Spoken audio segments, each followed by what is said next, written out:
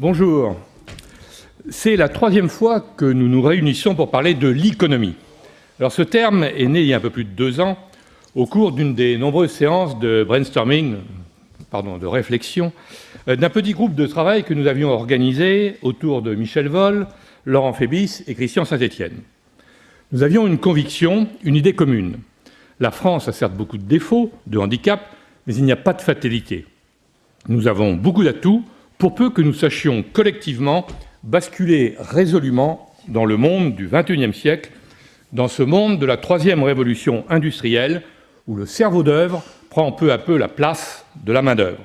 Un monde, une société dont l'économie, les institutions et le mode de vie s'appuient sur la synergie de la microélectronique, du logiciel et de l'Internet. Je vous renvoie à cette définition en exergue du livre que Michel Vol vient de publier, que vous trouverez non seulement sur Internet, bien sûr, mais à la sortie de cette salle. Pour ce groupe de travail, réuni désormais dans l'Institut de l'économie, l'économie est précisément ce qui doit permettre de réinventer la France du XXIe siècle. Certains d'entre vous, qui étaient déjà présents lors des 2 précédents colloques, sont peut-être restés sur leur faim. Nos idées ont-elles vraiment avancé? Avons-nous été suffisamment convaincants? Sans doute pas.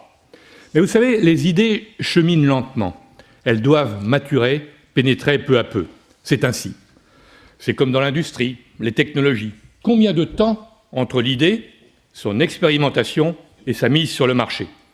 Regardez la carte à puce. Inventée il y a près de 40 ans par Roland Moreno, elle a mis des années, pour ne pas dire des décennies, à se généraliser en Europe. Et les Américains envisagent seulement maintenant de l'adopter. Alors, il faut être patient.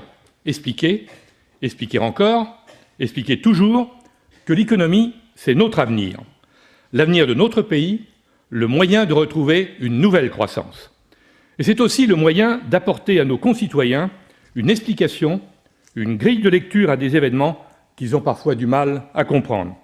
C'est donc aussi le moyen de leur donner une raison d'espérer en leur avenir, en notre avenir.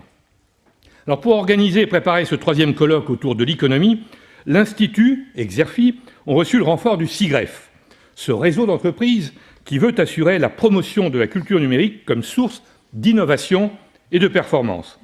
Et c'est précisément de cette culture numérique qui est née avec le développement des systèmes d'information que va nous parler Pascal Buffard, président du SIGREF.